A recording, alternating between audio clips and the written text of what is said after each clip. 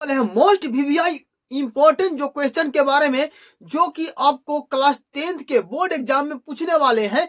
तो मेरे फ्रेंड्स, अगर वीडियो पर नए हो तो चैनल को सब्सक्राइब करके वीडियो को शेयर अपने दोस्तों के पास जरूर करें। तो चलिए, आज का क्वेश्चन जो कह रहा है, निम्नलिखित में से किस माध्यम में प्रकाश की चाल सबसे अधिक होता है। मेरे फ्रेंड्स, क्या कर रहा है क्वेश्चन की किस माध्यम में प्रकाश का चाल सबसे अधिक होता है। ठीक है, तो कांच है पहला ऑप्शन, बी है पानी, सी है लोहा और डी है निर्वात। तो आपको बता दूं कि आपका कांच में नहीं होगा, कांच गलत है, कांच में नहीं होगा, पानी में नहीं होगा और लोहा में नहीं होगा। तो प्रकाश का चाल सबसे अधिक होता है मेरे दोस्त निर्वात में। किस में होता है मेरे दोस्त? निर्वात में। नेक्स्ट क्वेश्चन क्या कह रहा है, निम्नलिखित में से कौन से विद्युत का सुचालक है। तो कौन से विद्युत का सुचालक है, यहाँ पर ऑप्शन नंबर दिया सल्फर, क्लोरीन, ग्रेफाइट, आयोडीन। तो इसमें देखिए आपका जो ग्रेफाइट है ये विद्युत का सुचालक है। क्या है? ग्रेफाइट जो है विद्युत का सुचालक है। नेक्स्ट क्वेश्चन, क्वेश्चन नंबर तीसरा क्या बोल रहा है, रासायनिक अभिक्रिया में भाग लेने वाले पदार्थ को क्या कहा जाता है मेरे भाई। रासायनिक अभिक्रिया में जो भाग लेता है उसको क्या कहते हैं? तो उसको बोलते हैं, पहला दिया हुआ ऑप्शन अभिकारक, उत्पाद ए और बी दोनों, इनमें से कोई नहीं। मेरे दोस्त, यहाँ पर आपका अभिकारक होगा। रासायनिक अभिक्रिया में कौन भाग लेता है? अभिकारक लेता है। ठीक है, अब नेक्स्ट क्वेश्चन क्या कर रहा है, सभी जीव जंतुओं के लिए ऊर्जा का अंतिम स्रोत है। सभी जीव जो जंतुओं के लिए क्या है? ऊर्जा का अंतिम स्रोत आपका है क्या है? ग्रह है, चंद्रमा है, सूर्य है, कोयला है। तो आपको बता दूं कि सूर्य है। क्या है? सूर्य है जो अंतिम स्रोत है ऊर्जा का। ठीक है ना, ये आपका ग्रह नहीं होगा, चंद्रमा नहीं होगा, क्योंकि चंद्रमा के पास अपना प्रकाश नहीं होता है। और कोयला जो है, एक कोयला जो है खत्म भी हो सकता है। ठीक है, लेकिन अंतिम क्या है? सूर्य आपका। ठीक है ना। ग्लूकोज का सूत्र, रासायनिक सूत्र क्या होता है मेरे दोस्त? ग्लूकोज का सूत्र। ठीक है, क्वेश्चन और पांचवा क्या बोल रहा है, ग्लूकोज का सूत्र क्या होता है। पहला दिया हुआ ऑप्शन C2H5OH, दूसरा दिया हुआ है C6H6O6 और तीसरा दिया हुआ है C6H12O6। तो मेरे दोस्त C6H12O6 ही ग्लूकोज का सूत्र होता है। ठीक है ना, इस पर टिक लगा दीजिए ग्लूकोज पर। ठीक है ना। नेक्स्ट क्या कह रहा है, वसा का पाचन करता है। वसा का पाचन यानी वसा को पचाता है। कौन पचाता है? तो आपका पेप्सिन हो गया, ट्रिप्सिन हो गया, लाइपेज हो गया। ठीक है ना, तो इसमें तीनों ऑप्शन में से कौन सा सही होगा? आपका लाइपेज हो जाएगा। ठीक है ना, ऑप्शन नंबर सी लाइपेज। ठीक है ना। नेक्स्ट क्वेश्चन जो सातवां है वो क्या कर रहा है कि आयोडीन की कमी से कौन सा रोग होता है। आयोडीन की कमी से कौन सा रोग होता है मेरे दोस्त? घेंघा रोग, मधुमेह, स्कर्वी, एड्स। ठीक है ना, तो आपको बता दूं कि आयोडीन की कमी से कौन सा रोग होता है? घेंघा रोग होता है। कौन सा रोग होता है? घेंघा रोग। ठीक है, अब नेक्स्ट जो आठवां क्वेश्चन है, कह रहा है अमीबा में अलैंगिक जनन किस विधि द्वारा होता है। अमीबा जो है उसमें अलैंगिक जनन होता है। ठीक है ना, और कौन सा विधि द्वारा होता है वो पूछ रहा है। तो आपका मुकुलन है, विखंडन है, बीजाणु जनन है, इनमें से सभी। तो आपको मेरे बहन बता दूं कि मुकुलन द्वारा नहीं होता, वो हाइड्रा का विभाजन होता है। ठीक है ना, और ये आपका विखंडन जो है, विखंडन विधि द्वारा ही अमीबा में क्या होता है? अमीबा में अलैंगिक जनन होता है। ठीक है ना। अब नेक्स्ट क्वेश्चन क्या कर रहा है, नौवां, प्रकाश के अपवर्तन के कितने नियम है। मेरे दोस्त, इतना इजी आसान क्वेश्चन पूछे जाते हैं। बताइए, प्रकाश के अपवर्तन के कितने नियम होते हैं? तो आंख मूंद कर ही मान दीजिएगा कि प्रकाश के अपवर्तन के कितने नियम होते हैं? 2 नियम होते हैं। ठीक है, अब नेक्स्ट क्वेश्चन में आगे बढ़ते हैं। बोल रहा है प्रकाश के परावर्तन के कितने नियम। प्रकाश के परावर्तन के, देखिए इतना सिंपल सा क्वेश्चन पूछा जाता है। आपका वीवीआई मोस्ट इंपॉर्टेंट क्वेश्चन है। इसको क्या कीजिएगा, नोट बना करके अपने कॉपी में लिख लीजिएगा। ठीक है, अब देखिए प्रकाश के परावर्तन के कितने नियम है। तो प्रकाश के परावर्तन को पहला दिया 2, 1, 3, 4। ठीक है ना, तो आपका जो प्रकाश के परावर्तन का भी 2 ही नियम होता है। ठीक है मेरे दोस्त। नेक्स्ट 11वां क्वेश्चन जो कर रहा है, सरल सूक्ष्मदर्शी में किसका उपयोग किया जाता है। सरल सूक्ष्मदर्शी, जो आप लोग सूक्ष्मदर्शी देखे होंगे, जीवाणु, छोटा छोटा जीव को देखने के लिए उसका उपयोग किया जाता है। ठीक है ना, अवतल दर्पण का, उत्तल दर्पण का, अवतल लेंस का, उत्तल लेंस का। तो मेरे दोस्त बता दूं मैं कि जो सरल सूक्ष्मदर्शी होता है उसमें उत्तल लेंस काम किया जाता है। क्यों? उत्तल लेंस का उपयोग किया था। ठीक है, अब नेक्स्ट क्वेश्चन देखते हैं। इसमें मैं 48 क्वेश्चन करवाने वाला हूं मेरे फ्रेंड्स, जो कि मोस्ट वीवीआई क्वेश्चन है। तो वीडियो में बने रहे अंत तक, ताकि आप अच्छे से अच्छे नंबर ला सके। तो चलिए नेक्स्ट क्वेश्चन को देखते हैं। दो नेत्र निकट की वस्तुओं को साफ नहीं देख सकता, उस नेत्र में कौन सा दोष होता है। ठीक है, तो आपका ऑप्शन दिया हुआ है दूरदृष्टि दोष, निकट दृष्टि दोष, जरा दृष्टि दोष और वर्धनता। ठीक है ना, तो ये आपका ऑप्शन नंबर यहाँ पर ही ए सही हो जाएगा। जो है जो नेत्र निकट की वस्तुओं को नहीं देखता उसमें दूरदृष्टि होता है, और जो दूर की नहीं देखता उसमें निकट दृष्टि होता है। इसमें फ्रेंड उल्टा होता है, ठीक है ना। तो निकट दृष्टि वस्तुओं को जो नहीं देखता उसमें दूरदृष्टि दोष होता है, ठीक है। अब नेक्स्ट क्वेश्चन क्या कर रहा है, मानव नेत्र में होता है, मानव नेत्र में होता है। ऑप्शन क्या दिया हुआ है, किसी प्रकार का लेंस नहीं होता है, मानव नेत्र में किसी प्रकार का लेंस नहीं होता है। दूसरा दिया हुआ है अवतल लेंस होता है, अवतल लेंस होता है। तीसरा सी ऑप्शन दिया हुआ है उत्तल लेंस होता है या उत्तल दर्पण होता है। तो मेरे दोस्त मैं बता दूं कि मानव नेत्र जो है वो उत्तल लेंस की तरह कार्य करता है, ठीक है। मानव नेत्र जो है उत्तल लेंस की तरह कार्य करता है, ठीक है। तो आपका ऑप्शन नंबर सी जो है सही है, राइट है, उत्तल लेंस, ठीक है ना। मानव नेत्र की अब क्वेश्चन नंबर 14 देखिएगा कि मानव नेत्र वस्तु का प्रतिबिंब निम्न में से किस भाग पर बनाता है। मानव नेत्र जो है हमारा जो आंख है वस्तु का प्रतिबिंब किस भाग पर बनाता है, ठीक है ना। तो ऑप्शन नंबर दिया हुआ है ए कॉर्निया, बी आइरिस, सी रेटिना, डी पुतली, ठीक है। तो मैं बता दूं मेरे फ्रेंड्स कि कॉर्निया पर नहीं बनाता, नहीं आइरिस पर बनाता है, नहीं पुतली पर बनाता है। तो मेरा बच्चा कौन, रेटिना, ये रेटिना पर ही बनाता है, ठीक है ना। अब नेक्स्ट क्वेश्चन कर रहा है 15, लघु पतन के समय परिपथ में विद्युत धारा का मान होता है। लघु पतन एक ऐसा होता है ना कि जैसे परिपथ में कभी ज्यादा धारा आ जाता है तो क्या होता है, मेरा परिपथ जो होता है खराब हो जाता है हमारा, ठीक है ना। तो लघु पतन में क्या होता है कि बहुत अधिक धारा प्रवाहित होता है, ठीक है ना, नहीं कम होता है, नहीं 3 एम्पियर और नहीं 4 एम्पियर, मेरा लघु पतन में अधिक धारा प्रवाहित होता है, ठीक है ना। तो यहाँ पर ऑप्शन नंबर ए जो है आपका सही है, ठीक है। अब क्वेश्चन नंबर 16 का देखिए, किस बल्ब से 220 वोल्ट किसी वोल्ट सॉरी यहाँ पर किसी लिखा हुआ है, किसी बल्ब से 220 वोल्ट पर 2 एम्पियर की धारा प्रवाहित होती है तो फिलामेंट का प्रतिरोध। तो आर बराबर क्या होता है, आर बराबर फॉर्मूला आपको याद होगा मेरे फ्रेंड कि V बटा आर बराबर V बटा ए होता है, आर बराबर V बटा ए होता है। यहाँ पर V का मान दिया हुआ 220 वोल्ट, V का मान दिया हुआ 220 वोल्ट, एम्पियर, एम्पियर का मान दिया हुआ है यानी ए का मान दिया है 2। अब इसको काटिए, 1 1 1 0 यानी कि आर बराबर कितना आ गया आपका 110 ओम आ गया। यानी किसी बॉल में 220 वोल्ट का धारा रहेगा और 220 वोल्ट रहेगा, 2 एम्पियर की धारा प्रवाहित होगा तो उसका प्रतिरोध कितना उत्पन्न होगा, तो 110 ओम उसका प्रतिरोध होगा, ठीक है ना। तो ऑप्शन और बी आपका क्या हो जाएगा, सही हो जाएगा। अब चलिए नेक्स्ट क्वेश्चन को देखते हैं, तो इसी तरह से मेरे वीडियो में बने रहिए।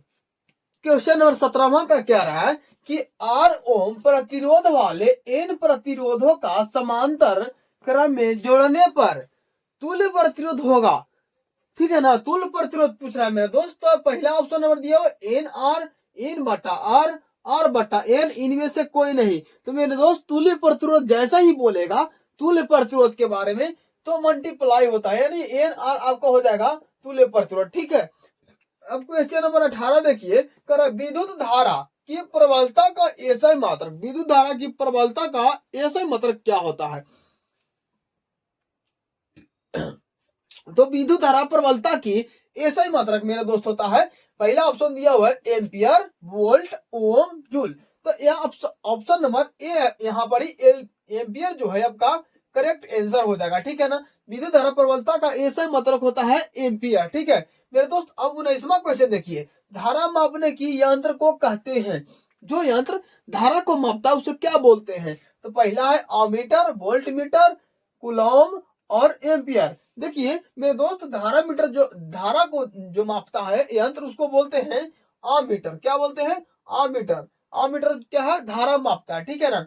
अब प्रतिरोध, नेक्स्ट क्वेश्चन है 20वां, प्रतिरोध का एसआई मात्रक है, प्रतिरोध जो होता है उसका मात्रक क्या होता है, एसआई मात्रक। तो प्रतिरोध का पहला दिया हुआ ऑप्शन कूलॉम, एम्पियर, ओम और जूल। तो प्रतिरोध का एसआई मात्रक जो होता है आपका ओम होता है मेरे दोस्त, क्या होता है, ओम।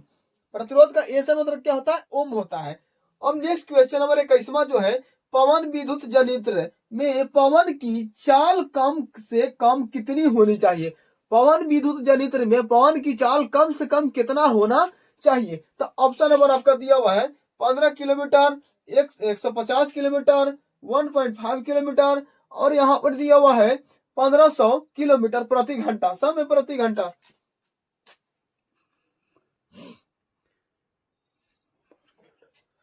तो तो आपका यहाँ पर ही तो आपका यहाँ पर ऑप्शन दिया हुआ है 15 किलोमीटर पर घंटा, बी दिया हुआ है 150 किलोमीटर पर घंटा, सी दिया हुआ है 1.5 किलोमीटर पर घंटा और डी दिया हुआ है 1500 किलोमीटर पर घंटा। ठीक है ना।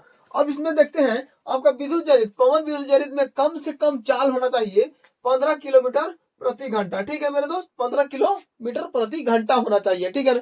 ये जितना भी मैं दोस्तों क्वेश्चन क्यों करा रहा हूँ सब मोस्ट वीवीआई है, ये एग्जाम में 100% पूछेगा ही पूछेगा। ठीक है ना। तो वीडियो छोड़कर भागिएगा मत। ठीक है ना। क्वेश्चन और 22वां कह रहा है निम्न में से कौन बायोगैस ईंधन का स्रोत नहीं है। कौन बायोगैस ईंधन का स्रोत नहीं है। देखिए पहला लकड़ी, गोबर गैस, नाभिकीय ऊर्जा और कोयला, इसमें से कौन जो बायोगैस का है स्रोत नहीं है। ठीक है ना। तो ऑप्शन नंबर आपका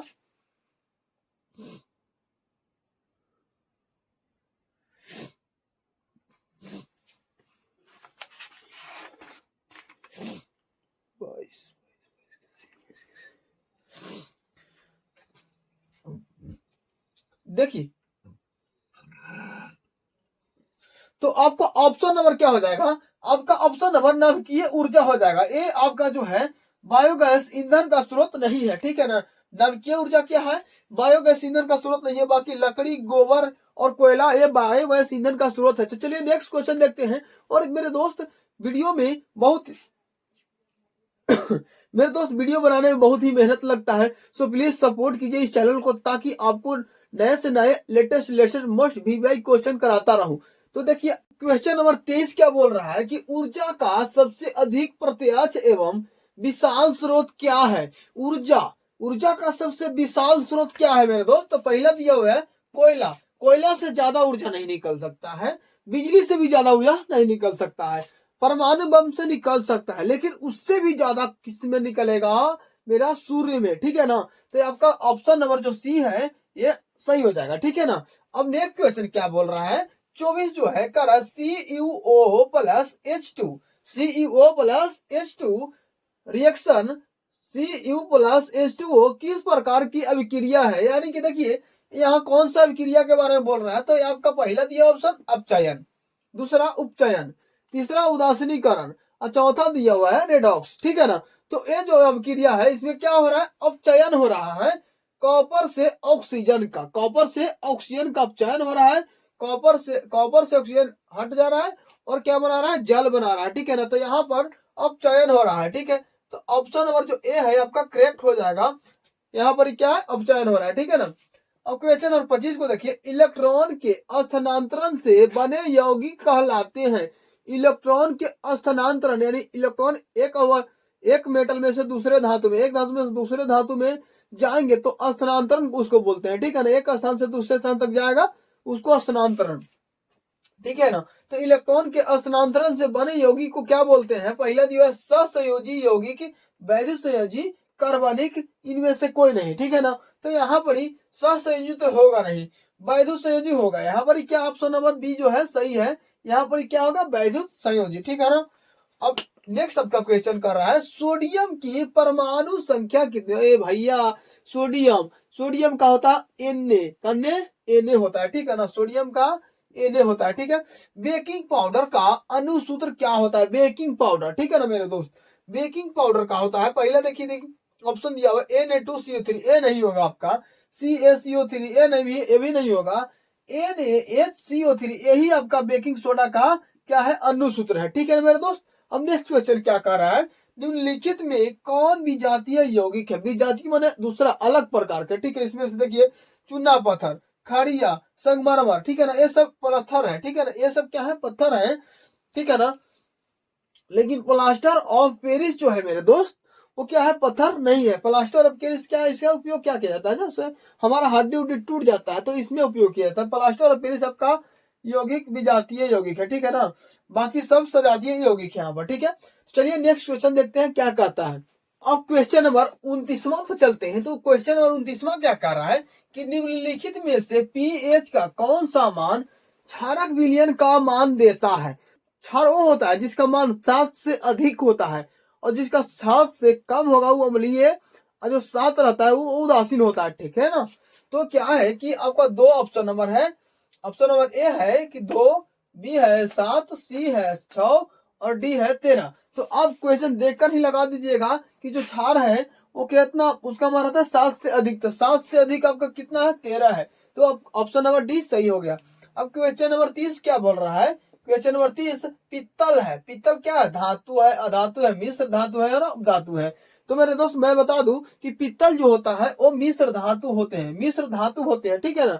अब क्वेश्चन नंबर 31 को देखते हैं। क्वेश्चन नंबर 31 क्या बोल रहा है, निम्नलिखित में से कौन आयनिक यौगिक है। आयनिक और जो है क्या कर रहा है कि CH4, बी दिया हुआ है CO2 और सी दिया हुआ है CaCl2 और डी दिया हुआ है NH3 दिया हुआ है, ठीक है ना।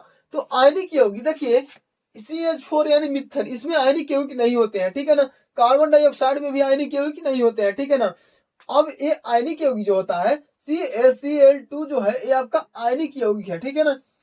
आयनिक यौगिक CaCl2। अब नेक्स्ट क्वेश्चन क्या कहे, 32, निम्न में से कौन सा पदार्थ ऑक्सीजन से संयोग नहीं करता। मेरे भाई ऑक्सीजन से संयोग नहीं करता है, ठीक है ना।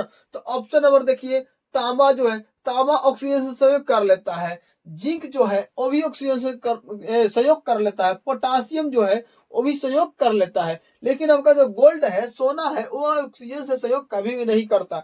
क्योंकि चलिए अब नेक्स्ट क्वेश्चन क्या करा, सरलतम हाइड्रोकार्बन है, सरलतम हाइड्रोकार्बन है। Option number A methane, ethane, propane, butane. तो मेरे दोस्त बता दूं कि सरलतम हाइड्रोकार्बन जो होता है मिथेन होता है। कौन सा होता है बाबू, मिथेन होता है मेरे दोस्त, ठीक है। अब ऑप्शन नंबर 34 जो कह रहा है, क्वेश्चन नंबर 34 देखिए, कार्बन हाइड्रोजन से संयोग कर बनाता है। कार्बन हाइड्रोजन से संयोग कर क्या बनाता है, तक आयनिक यौगिक, दूसरा हाइड्रोकार्बन, तीसरा हैलोजन और तीसरा चौथा जो है अम्लराज। तो मेरे दोस्त मैं बता दूं कि कार्बन जो होता है हाइड्रोजन से संयोग करके बनाता है हाइड्रोकार्बन। क्या बनाता है, हाइड्रोकार्बन, ठीक है ना। ऑप्शन नंबर बी आपका सही हो जाएगा। अब नेक्स्ट क्वेश्चन है 35वां, वायुमंडल में CO2 गैस की उपस्थिति है। वायुमंडल में गैस जो होता है CO2 की उपस्थिति कितना है।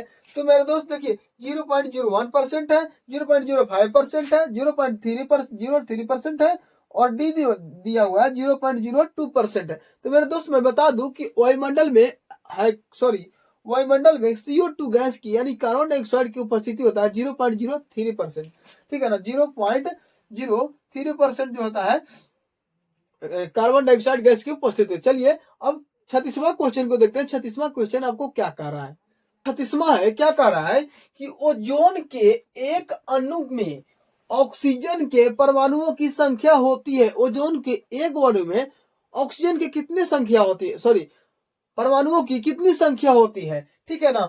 ओजोन के एक अणु में ऑक्सीजन के परमाणुओं की कितनी संख्या होती है। तो मेरे दोस्त मैं बता दूं कि ओजोन के एक अणु में ऑक्सीजन के 3 परमाणु होते हैं। कितने परमाणु होते हैं, 3 परमाणु होते हैं। जितना भी क्वेश्चन अभी ऑब्जेक्टिव का करा रहा हूं मोस्ट वीवीआई है, ये 100% गारंटी है कि पूछेगा ही पूछेगा मेरे दोस्त। तो वीडियो को छोड़कर भागिए मत। 37 क्वेश्चन नंबर क्या कर रहा है, आवर्त सारणी के कितने आवर्त होते हैं। आवर्त सारणी के कितने आवर्त होते हैं। पहला ऑप्शन 5 है, दूसरा दिया हुआ है 6, 7 और 4। तो आवर्त सारणी के 7 आवर्त होते हैं। आवर्त सारणी के कितने आवर्त होते हैं, 7 आवर्त होते हैं। अब नेक्स्ट क्वेश्चन 38वां जो है, हीलियम कैसा तत्व है। हीलियम जो है मेरे दोस्त अक्रिय तत्व है। कैसा है, अक्रिय तत्व, नहीं क्रियाशील है, न सक्रिय है, न उदासीन है, अक्रिय है, कोई से भी क्रिया पर क्रिया नहीं करता है, ठीक है। ऑक्सीजन है, ऑक्सीजन है। 39वां क्वेश्चन क्या कह रहा है कि ऑक्सीजन है, ऑक्सीजन है। देखिए वसा है कि हार्मोन है, एंजाइम है, कार्बोहाइड्रेट है। तो मेरे दोस्त मैं बता दूं कि ऑक्सीजन जो है हार्मोन है। क्या है, ऑक्सीजन जो है हार्मोन है, ठीक है। अब नेक्स्ट क्वेश्चन क्या कर रहा है कि मनुष्य में वृक्क संबंधी है। वृक्क संबंधी मनुष्य में कौन सा इनमें से वृक्क संबंधी है, पोषण से, श्वसन से, उत्सर्जन से, परिवहन से। तो मैं आपको बता दूं कि नहीं पोषण है, नहीं श्वसन है और नहीं परिवहन है। आपका कौन सा हो जाएगा, उत्सर्जन। क्या हो जाएगा आपका, उत्सर्जन। ऑप्शन नंबर सी सही है। मानव में डायलिसिस थैली है, डायलिसिस थैली है मानव में। तो आपका नेफ्रॉन हो गया, न्यूरॉन हो गया, माइटोकॉन्ड्रिया हो गया, इनमें से कोई नहीं। तो मैं मेरे दोस्त मैं बता दूं कि मोनोमेटालिसिस थैली कौन सी होती है? नेफ्रॉन होती है। क्या होती है? नेफ्रॉन होती है। ठीक है, अब नेक्स्ट क्वेश्चन क्या कर रहा है? 42वां, भोजन का पाचन किस प्रकार की अभिक्रिया है? भोजन जो पचता है तो कौन सी अभिक्रिया के कारण पचता है? ठीक है ना, तो अपचयन, संयोजन, अपचयन, विस्थापन। पहला ऑप्शन नंबर उपचयन है जो कि आपका सही है। उपचयन अभिक्रिया के कारण, उपचयन अभिक्रिया के कारण जो होता है भोजन का पाचन होता है। ठीक है ना, तो अब नेक्स्ट क्वेश्चन चलते हैं, 43वां को देखते हैं। और इसमें मैं मोस्ट वीवीआई क्वेश्चन करवा रहा हूं जो कि आपके प्रश्न है 48। तो दोस्तों आपका नेक्स्ट जो क्वेश्चन कर रहा है 43वां नंबर का, मुकुलन द्वारा प्रजनन किसमें होता है? मुकुलन द्वारा, तो मुकुलन द्वारा प्रजनन पहला दिया ऑप्शन अमीबा में, ईस्ट में, मलेरिया में, पैरामीशियम में। तो मेरे दोस्त मैं बता दूं कि अमीबा द्वारा ईस्ट में होता है, अमीबा द्वारा ईस्ट में प्रजनन होता है। ठीक है ना, अब नेक्स्ट क्वेश्चन क्या कर रहा है? फूलों में नर प्रजनन अंग होता है, फूलों में नर प्रजनन अंग किसमें होता है? तब पुंकेसर में होता है। क्या होता है? किसमें? पुंकेसर में। अंडक में भी नहीं होता, वर्तिकाग्र में भी नहीं होता, नहीं वर्तिका में होता है। ठीक है, अब नेक्स्ट क्वेश्चन कर रहा है 45वां, कि गुणसूत्र बने होते हैं, गुणसूत्र बने होते हैं डीएनए तथा आरएनए से, डीएनए तथा प्रोटीन व आरएनए के। ठीक है ना, अब इसमें से लास्ट क्या करा? एंटी, नन ऑफ दिस, इनमें से कोई नहीं। तो आपका मैं बता दूं कि जो गुणसूत्र बने होते हैं डीएनए तथा प्रोटीन से व आरएनए के। ठीक है ना, तो ऑप्शन नंबर सी आपका क्या हो जाएगा? सही हो जाएगा। और ऑप्शन नंबर 46 देखिए, क्वेश्चन नंबर 46वां देखिए, कोशिका में अनुवांशिक पदार्थ है। कोशिका जो होता है, हमारे शरीर जो कोशिका से बने होते हैं उसमें अनुवांशिक पदार्थ क्या होते हैं? तो कोशिका में अनुवांशिक पदार्थ जो होते हैं डीएनए होते हैं, डीएनए क्या होते हैं? डीएनएन। ठीक है ना, अब नेक्स्ट क्वेश्चन जो है 47वां क्या कर रहा है? निम्नलिखित में से कौन स्थल परितंत्र नहीं है? कौन स्थल परितंत्र नहीं है? तो आपका जंगल है, एक्वेरियम है, घास के मैदान है, मरुस्थल है। ठीक है ना, तो इसमें आपका जो है एक्वेरियम जो है स्थल परितंत्र नहीं है, एक्वेरियम। ठीक है ना, एक्वेरियम जो है आपका स्थल परितंत्र नहीं है। अब लास्ट क्वेश्चन जो है, लास्ट क्वेश्चन 48वां, जो CFC है, CFC जो है आपका chlorofluorocarbon, carbon fluorocarbon, carbon fluorocarbon और कार्बन फ्लोरोकार्बन। ठीक है ना, तो आपका जो CFC है मेरे भाई, CFC जो है क्लोरोफ्लोरोकार्बन है। ठीक है ना, क्लोरोफ्लोरोकार्बन है। तो इसी के साथ आज मेरा वीडियो जो समाप्त। तो अभी तक आपने मेरे चैनल को सब्सक्राइब नहीं किया है तो प्लीज चैनल को सब्सक्राइब करके वीडियो को शेयर जरूर कर दीजिएगा। और मिलते हैं नेक्स्ट वीडियो में, जो कि अगला वीडियो भी मेरा रहेगा मोस्ट वीवीआई क्वेश्चन। ठीक है ना मेरे दोस्त, क्योंकि मात्र 1 महीना ही बचे हुए हैं और 1 महीना में हमको सिर्फ मोस्ट वीवीआई क्वेश्चन करवाना है।